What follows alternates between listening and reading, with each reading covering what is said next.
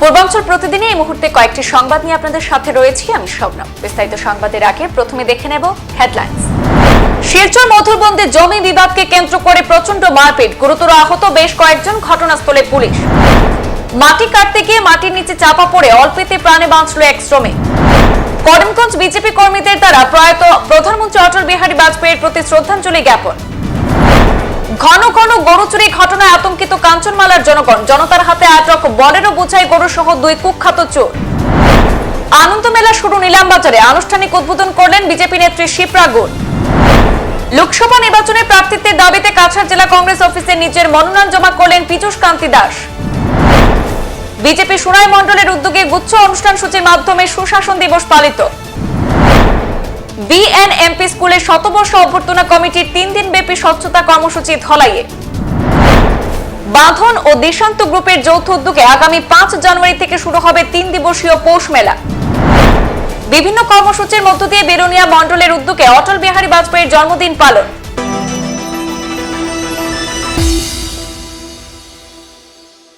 শিলচর মধুরবন্দ এলাকায় জমি বিবাদকে কেন্দ্র করে 2 পক্ষের মধ্যে প্রচন্ড মারপিটের ঘটনা সংঘটিত হয়। মারপিটের ঘটনায় 2 পক্ষের বেশ কয়েকজন লোক গুরুতরভাবে আহত হয়েছেন। ঘটনার বিবরণে জানা যায়, মধুরবন্দ করারপাড় এলাকায় ফজল উদ্দিন লস্কর এবং আক্তার হোসেন লস্করের মধ্যে দীর্ঘদিন ধরে জমি বিবাদ চলছিল। আজ সেই বিবাদ ভয়ঙ্কর রূপ ধারণ করে। 2 পক্ষের মধ্যে আরম্ভ হয় প্রচন্ড মারপিট, দা লাঠি দিয়ে আক্রমণের ফলে মহিলা সহ 2 পক্ষের বেশ কয়েকজন আহত হয়েছেন। ঘটনার খবর পেয়ে পুলিশ উপস্থিত হয়ে পরিস্থিতি নিয়ন্ত্রণে আনে। তারপর পুলিশ আহত লোকদেরকে চিকিৎসার জন্য শিলচর মেডিকেল কলেজে প্রেরণ করেছে। বড়দিনের সকালে উত্তর ত্রিপুরা জেলার বাগবাসা বিধানসভা কেন্দ্রে টঙ্গিবাড়ি গ্রামে ঘটে গেল এক অঘটন। উঁচু টিলা থেকে মাটি কাটতে গিয়ে মাটির নিচে চাপা পড়ে অল্পেতে প্রাণে বাঁচল এক শ্রমিক। আহত শ্রমিক পানিসাগরের দক্ষিণ দেওছড়ার 30 বর্ষীয় গৌতম দেবনাথ। প্রত্যক্ষদর্শীদের কাছ থেকে জানা গেছে, সোমবার সকালে টঙ্গিবাড়ি গ্রাম পঞ্চায়েতের 6 নম্বর ওয়ার্ডের একটি উঁচু টিলা থেকে গাড়ি নিয়ে মাটি আনতে যায় গৌতম দেবনাথ নামের এক শ্রমিক। আর যখন সে টিলা থেকে মাটি কাটছিল তখন বালি মাটি থাকায় উঁচু টিলা তার উপরে ধসে পড়লে সে মাটির নিচে ঢুকে পড়ে। এই ঘটনা প্রত্যক্ষ করে আশপাশের লোকজন তড়িঘড়ি উদ্ধার কাজে হাত লাগান। সাথে খবর দেওয়া হয় ধর্মনগর দমকল অফিসে। খবর পেয়ে দমকল কর্মীরা ঘটনাস্থলে পৌঁছে সকলের সহযোগিতায় মাটির নিচ থেকে গুরুতরভাবে আহত ওই শ্রমিককে উদ্ধার করে ধর্মনগর জেলা হাসপাতালে নিয়ে যান। বর্তমানে জেলা হাসপাতালে আহত শ্রমিকের চিকিৎসা চলছে। চিকিৎসক সূত্রে জানা গেছে, আহতের শরীরে একাধিক স্থানে আঘাতের চিহ্ন রয়েছে। গোটা ঘটনায় এলাকা জুড়ে চাঞ্চল্যের সৃষ্টি হয়েছে। ঘটনাটা হয়েছে আপনার বাগবাসা বিধানসভা টঙ্গিবাড়ি 6 নম্বর ওয়ার্ড। গাড়ি নিয়ে গিয়েছিল মাটি আনতে, ঠিক আছে। তো যে টিলাতে মাটি আনতে নিয়ে গিয়েছিল মালিকের নাম হয়েছে খালু কি নাম, খালু দেব। ওনার বাসার মাটি আনতে যাওয়ার সঙ্গে টিলার নিচে মানে বালুর সংখ্যাটা বেশি, ঠিক আছে, বালু মাটি যাকে বলে। তো সে নেওয়ার জন্য নিতে প্রথম গিয়েছে নতুন, যাওয়ার পরে যখন মাটি নেওয়ার বালু কুচ্ছে উপর দিকে ধ্যান দেয়নি, হঠাৎ করে মাটির দোষ এসে মানে পুরো মাটির নিচে চাপা পড়ে যাবে, ঠিক আছে। তারপর আমরা পাড়া প্রতিবেশী পাশে ছিলাম, অন্য টিলায় আমারও গাড়ি আছে, আমি অন্য টিলা ছিলাম, শুনে সঙ্গে দৌড়ে আসলাম। আসে টেনে করে কোনোরকম মুখটা বার করলাম, তারপরে টেনে বের করেছি। তারপরে ফায়ার সার্ভিস এসে ফায়ার সার্ভিসে করে হাসপাতাল নিয়ে এসে এতটুকু। ভারতের প্রাক্তন প্রধানমন্ত্রী প্রয়াত অটল বিহারী বাজপেয়ীর জন্মদিবস পালিত ভারত জুড়ে। সকালে দিল্লিতে সংসদ ভবনে প্রধানমন্ত্রী নরেন্দ্র মোদী সহ অন্যান্য সাংসদরা ওনার প্রতি শ্রদ্ধাঞ্জলি জ্ঞাপন করেন।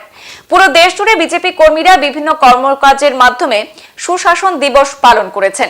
পুরো দেশের সাথে সঙ্গতি রেখে করিমগঞ্জেও আজ প্রায় প্রতিটি বুথে বিজেপি কর্মীরা প্রয়াত প্রধানমন্ত্রী অটল বিহারী বাজপেয়ীর প্রতি শ্রদ্ধাঞ্জলি জ্ঞাপন করেন।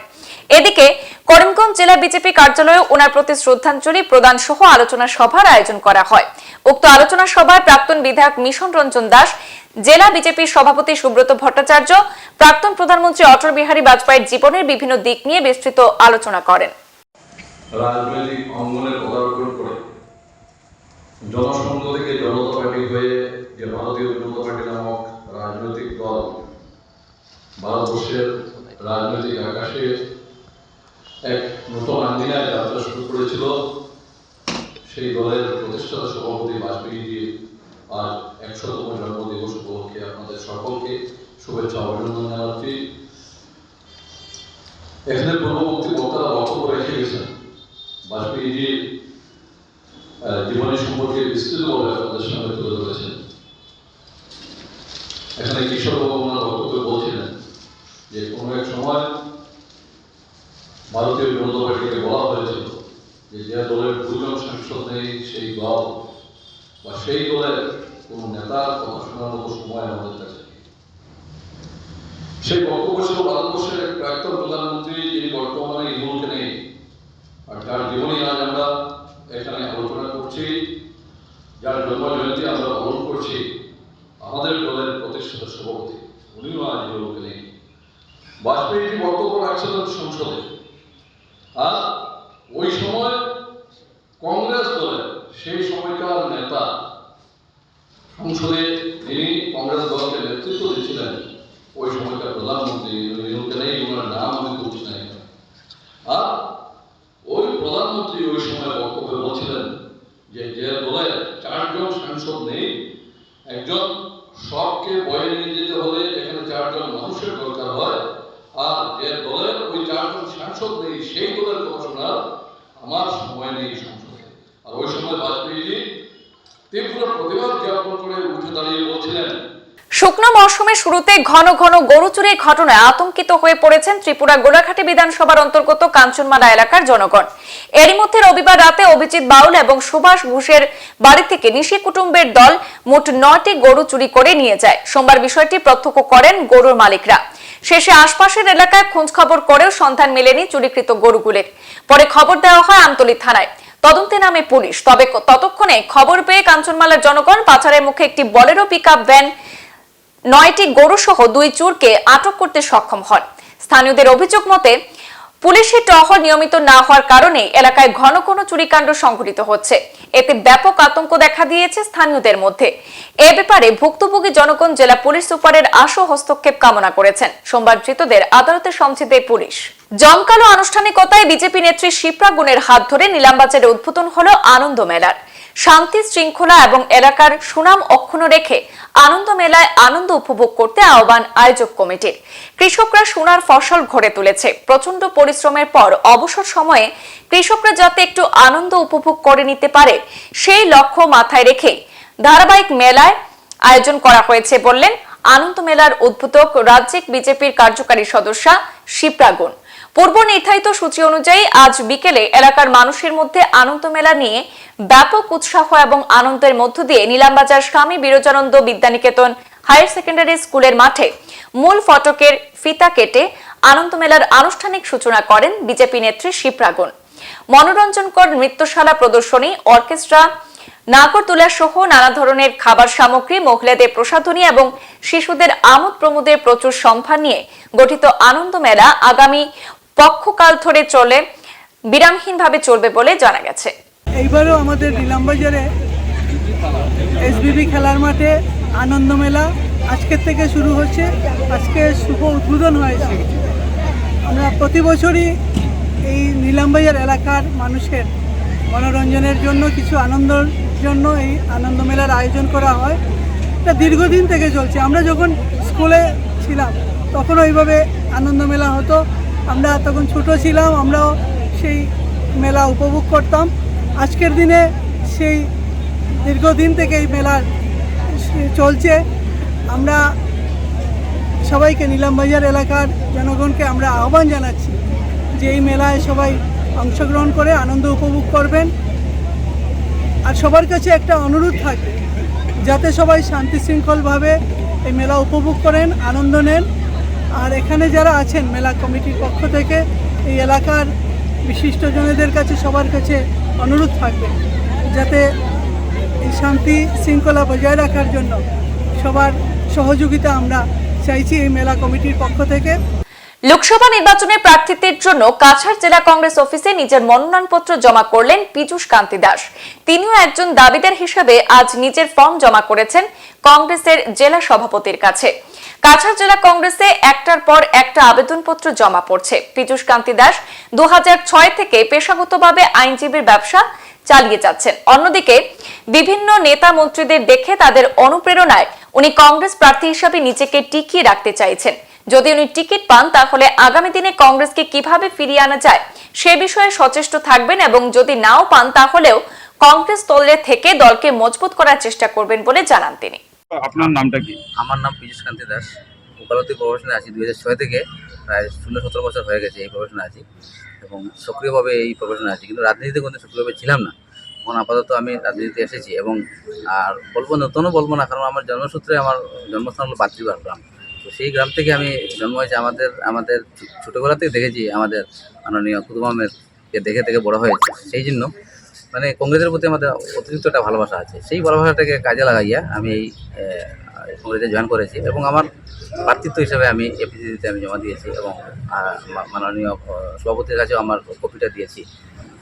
এই আশাবাদে নিয়েছি এবং কংগ্রেসে এখন তো প্রধানত দেশ কিন্তু প্রধানত হত্যা হচ্ছে, এটার বিরুদ্ধে আমরা সোচ্চার হবো, সবাই মিলে হবো, সাংগঠনিকভাবে হবো, হয়ে গণতন্ত্রের যেন গণতন্ত্রের সুদিন ফিরে আসে, এটা আশা নিয়ে আমরা এই কংগ্রেস পার্টি করতেছি এবং কংগ্রেসকে আশা কংগ্রেস ভালো হবে, উন্নতি হবে, আরও শক্তিশালী হবে এবং আমাদেরকে দেখে আর নতুন প্রজন্ম আসবে। নতুন প্রজন্ম আসলে কংগ্রেস আরও উন্নতি হবে, অনুপ্রেরণায় আসবে। টিকিট নিয়ে আপনি কত আশাবাদী? হ্যাঁ, ক্রিকেট নিয়ে তো সবাই আশাবাদী করে, এটা তো ইয়ের ব্যাপার, হাইকমান্ডের ব্যাপার। হাইকমান্ডে যাকে দেবে তার জন্য আমরা কাজ করবো। আমাকে দেবে কি না দেবে এটা তো আমি বলতে পারবো না, যদি দেয় তো আমি আমার কাজ করবো, আর অন্য কাউকেও দিলে তার জন্য আমরা প্রাণ দিয়ে কাজ করবো। তো কংগ্রেসকে উদ্দেশ্য ছিল আমাদের কংগ্রেসকে আমরা জিতানো। কংগ্রেস এখন খুব ভালো পজিশনে আছে এবং কংগ্রেসকে আমরা জিতিয়ে ছাড়বো, এটা আমাদের লক্ষ্য। ভারতরত্ন প্রয়াত প্রধানমন্ত্রী অটল বিহারী বাজপেয়ীর জন্মদিবসকে সারা দেশে সুশাসন দিবস হিসাবে পালন করছে বিজেপি। এরই অঙ্গ হিসাবে সোমবার বিজেপি সুনাই মণ্ডলের কর্মকর্তারা গুচ্ছ অনুষ্ঠান সূচির মাধ্যমে সুশাসন দিবস পালন করেন।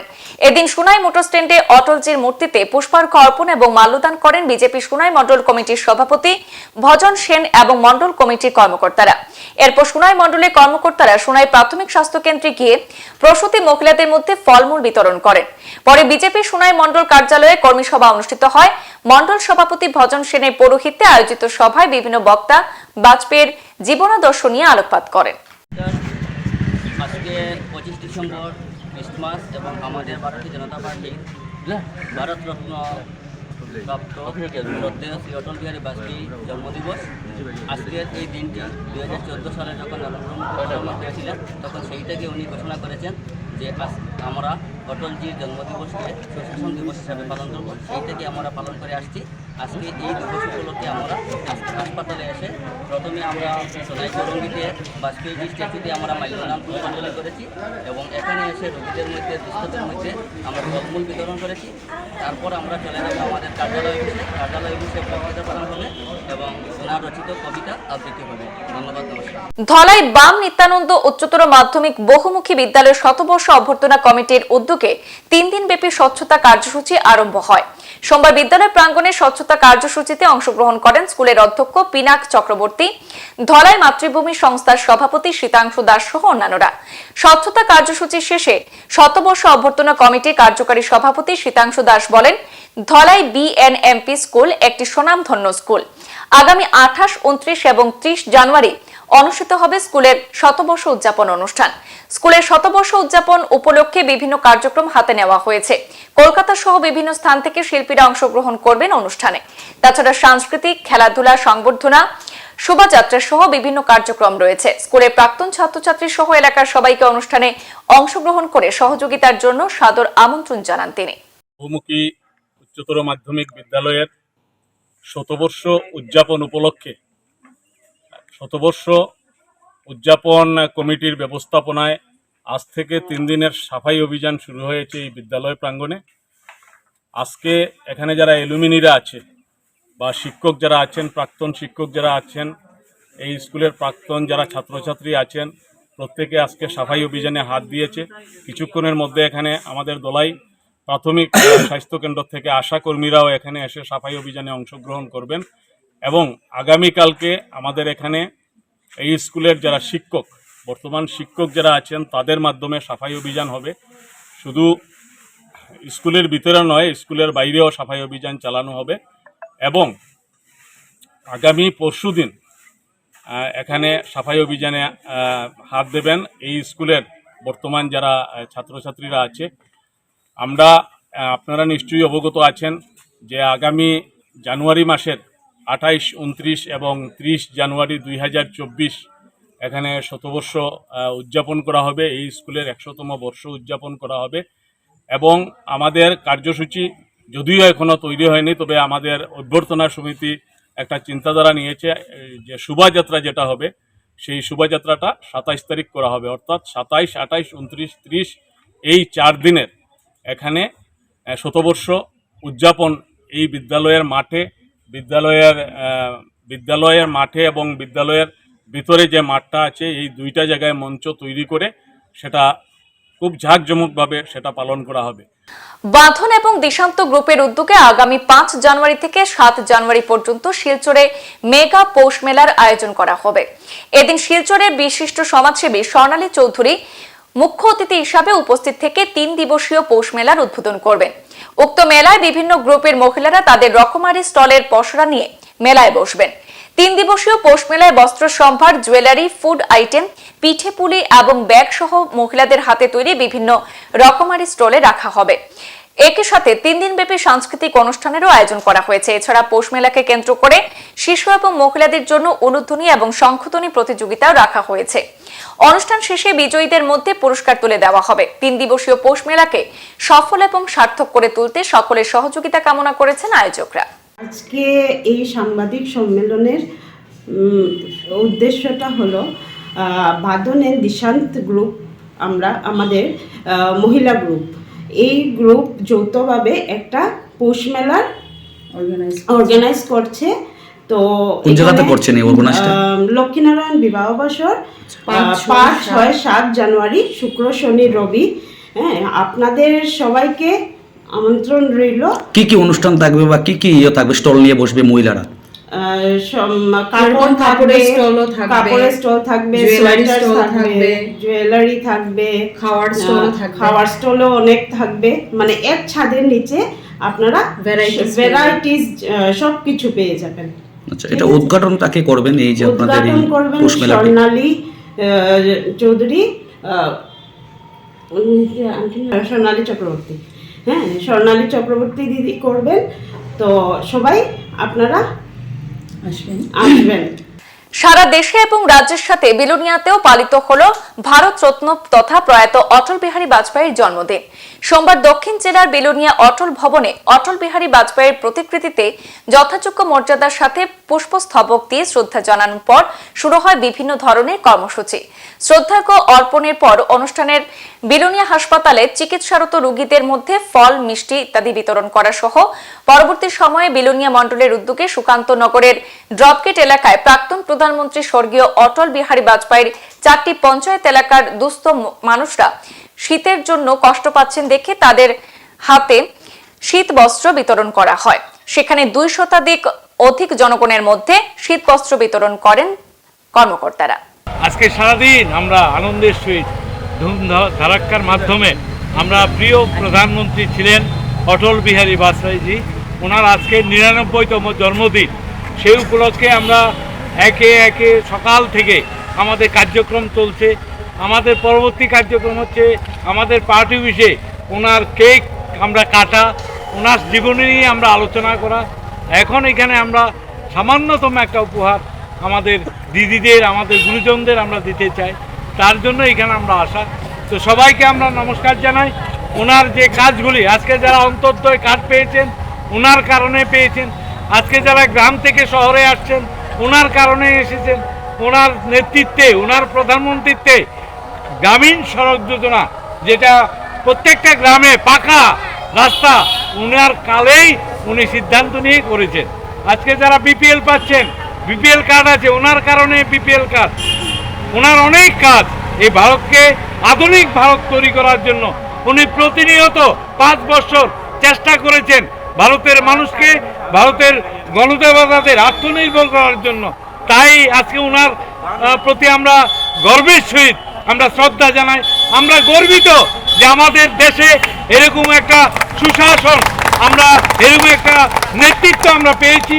ঈশ্বরের কাছে আমরা প্রার্থনা রাখি বারবার যেন আমাদের এই মাটিতে উনি জন্ম নেন। সংবাদ এই পর্যন্তই, ফিরছি পরবর্তী অন্যান্য আপডেট নিয়ে, সাথে থাকুন। ধন্যবাদ।